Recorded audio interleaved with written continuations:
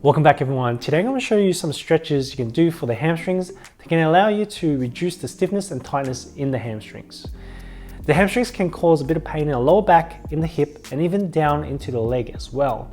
So these stretches will definitely help you for lower back pain and even knee pain and hip pain. I hope these stretches help you as much as they help me and my patients.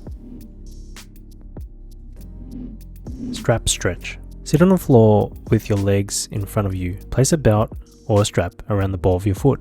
Now, as you lay back down, keep the tension of the strap so you don't lose the placement on the ball of your foot. The ideal flexibility that most people should aim for is to have about 90 degrees of hip flexion with your legs straight. If you can't pull your legs this far, just pull it to the point of stretch. If you feel like your hamstrings are too tight, you can add a little bit of a bend in the knee. Don't force the stretch if you can't do it. Otherwise, you might hurt yourself. Take a deep breath in, and as you exhale, gently draw the leg towards your torso and hold in for an easy stretch for 20 to 30 seconds. Hold this stretch at approximately 50 to 60% stretch capacity. Now, from this position, push your foot against the belt or strap that you're using as if you were trying to lower the leg towards the ground.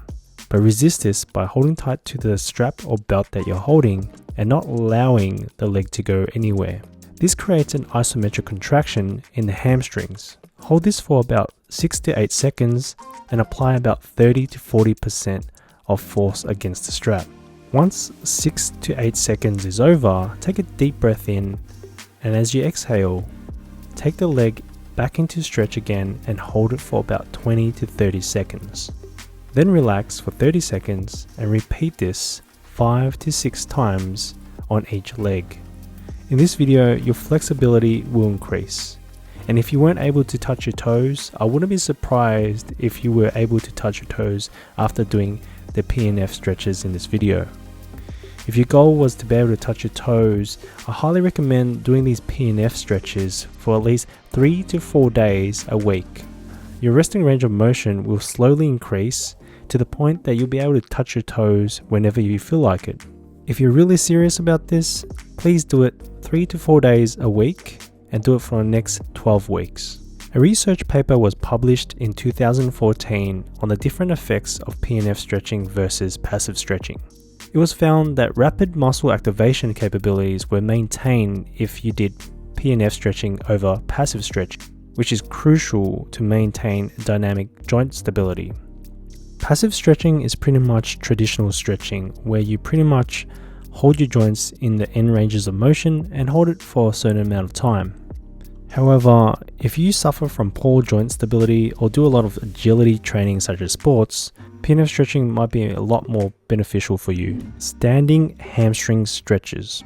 This is a great way you can still do the PNF stretches without getting onto the floor, especially if you have trouble getting up and down from the floor. Just find a stool or a chair that you can place your heel on it, whilst keeping your leg straight and your knee extended. To really target the hamstring muscles, please anteriorly tilt your hips by rotating your hips forward. This places your hamstrings in an elongated position by pulling the hamstrings into a pre-stretched position. Now lean your body forward without hunching your back by holding up your chest as much as possible. This will help target the hamstrings a lot better. I like to gently rest my hands slightly above my knee to promote my leg to stay in a straight position and my knee in extension. After holding this stretch for about 20 to 30 seconds at approximately 50 to 60% capacity, I want you to press your heel back onto the chair or bench for about 6 to 8 seconds and apply about 30 to 40% force against the chair or bench with your heel. Once 6 to 8 seconds is over, you can go back to the point of stretch and hold it again for about 20 to 30 seconds at about 50 to 60% capacity of stretch. When you are doing this stretch, please keep your shoulders square on whilst facing the leg that you're stretching. Sometimes when the stretch is too intense, you may twist your body and one of the shoulders will be closer to the leg that you're stretching compared to the other. This will create an uneven stretch and you won't be getting a good stretch in your hamstrings. Once you've done stretching on one leg, Don't forget to repeat the process 5 to 6 times on each leg. Once again guys, thanks for watching. I really want you to join my VIP Facebook group. I want to build a community there where you can ask questions and I'll try my best to answer them as soon as possible. There'll be other professionals in that group as well that could help you out. I'll put a link in the description box below. Now, if you found this video helpful and you've been spending a lot of time sitting at a desk or driving for long periods of time, like myself, there could be a chance that a lot of your hip pain and lower back pain is caused by sitting for long periods of time. So check out my Fix Your Sitting Pain video. That video will definitely help you out. Now, if you do have tight hips or pain in the front of the hips, or you have poor range of motions in your hip mobility, I highly recommend you check out my hip opener video. That video will definitely help you out to reduce lower back pain, hip pain, and also change the dynamics of the way you sit and lift and reduce any chances of injuries in the future. Remember to support my channel, hit subscribe, hit like, comment below if you have any questions, and I'll see you guys in the next one.